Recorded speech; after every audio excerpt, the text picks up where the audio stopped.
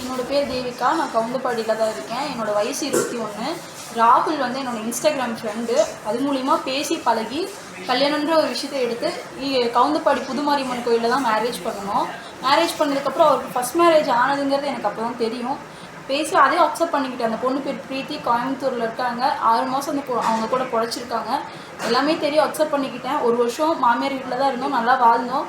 அதுக்கப்புறம் தனி கொடுத்துன்னு போனால் நல்லா இருக்குன்னு சொல்லிட்டு மாமியாரும் ஒன்று சொன்னாங்க. நான் எங்கள் வீட்டுக்காரும் அவருக்கு வந்து கடவுள் பக்தி அதிகம், கருப்பசாமி கோயிலில் போய் கேட்டு அவரும் வந்து சரி போகலான்னு சொல்லி போனால் நல்லாயிருக்கும், பல வாய்ப்பு வரும்னு சொன்னதுனால அவங்களும் போகலான்னு சொல்லி போன வீடு தான் வளையக்கார வீடு, ஈரோடு வளையக்கார வீட்டுக்கு கூட்டி போயிருந்தோம்.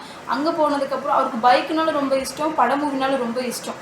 அங்கே போனதுக்கப்புறம் ஒரு ப்ரோக்ராமுக்காக கள்ளக்குறிச்சி திருப்பாச்சியூர் போயிருந்தார். அங்கே போய் 10 நாள் ஸ்டே ஆகியிருந்தார். அது அங்கே போனதுக்கப்புறம் தான் நான் எங்கள் அம்மா வீட்டுக்கு வந்திருந்தேன். சரி உடம்பு சரி, அம்மா ஃபோன் பண்ணி அவர்கிட்டையும் கேட்டுட்டு அவர் வந்து சரிம்மா போய்ட்டு அப்படின்னு சொன்னார். போயிட்டு நைட்டு 12 மணி கேட்டால் வந்தார். வந்துட்டு கால் பண்ணார், நான் இங்கே வந்துட்டம்மா வீட்டுக்கு இருந்தேன். சரி சாமி நீ ரெஸ்ட் எடு அப்படின்னு சொல்லி நான் சொல்லிட்டேன்.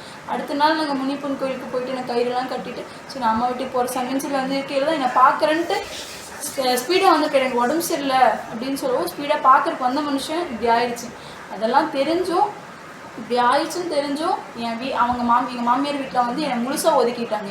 எல்லாமே நீ தான் பண்ண, எல்லா பிரச்சனையும் உன்னால தான் அப்படின்னு. இதுக்கு எனக்கும் என்னன்னே தெரியும். நானும் தான் வேதனைப்பட்டிருக்கேன். நானும் தான் என் புருஷனை இழந்து உட்காந்துருக்கேன்.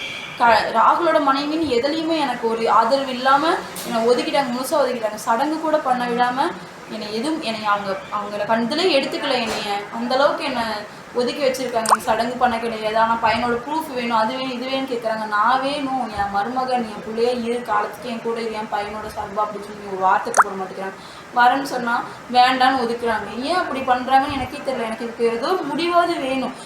ஃபோன் பண்ணி எனக்கு ஃபோன் வேணும், நகை வேணும், வண்டி வேணும், பையனோட அது வேணும், இது வேணும்னு கேட்குறாங்களே தவிர நான் வேணும்னு கேட்க மாட்டேங்கிறாங்க. நான் வரேன்னு சொன்னாலும் வேண்டான்னு சொல்கிறாங்க. இன்றைக்கி கருப்பு நான் வந்து நிற்கிறனாலும் வேண்டான்றாங்க. நீ எதுக்கு வர, வேணாம். எங்கள் மாமனார் நல்ல மனுஷன், அவரே என்னை வர வேணான்னு சொல்கிறாரு. எதுக்காக, என்ன காரணம்? என்னை எதுலேயுமே காமிச்சிக்க மாட்டேங்கிறாங்க. இன்றைக்கி எனக்கு ஏதோ ஒரு முடிவு சொல்லுங்கள். நீங்கள் 9 லட்சம் பேர் இருக்கீங்க, எனக்கு ஏதோ ஒரு சப்போர்ட். ராகுல் பொண்டாட்டி, ராகுல் வைஃப் இவ்வளோ துக்கத்தில் இருக்காங்க, அவங்கள இடத்துல பார்த்து பேசுங்க. அவங்களுக்கு முடிவு வேணும்னு கேட்டிங்கன்னா எனக்கு தயவு செஞ்சு ஒரு சப்போர்ட் பண்ணுங்கள். நீங்கள் சப்போர்ட் பண்ணுறதெல்லாம் எனக்கு என்ன முடிவுன்றதே எனக்கு தெரியும். என் வாழ்க்கையுமே உங்கள் கையில் தான் இருக்குது. ஏன்னா என் புருஷன் விட்டு போயிட்டாரு. போனவர்கிட்ட நான் போய் புலம்பவா முடியும்? அவங்க சடங்கு சம்பிரதாயம் கூட அவங்க முறைப்படி பண்ணாங்களே தவிர என்கிட்ட ஒரு வார்த்தை கேட்க கிடையாது, எதுவுமே பண்ண கிடையாது. என்கிட்ட கேட்டு வேறு பக்கம் போய் பண்ணிக்கிட்டாங்க. எனக்கு இது ஒரு முடிவு வேணும், நீங்கள் முடிவு சொல்லுங்கள்.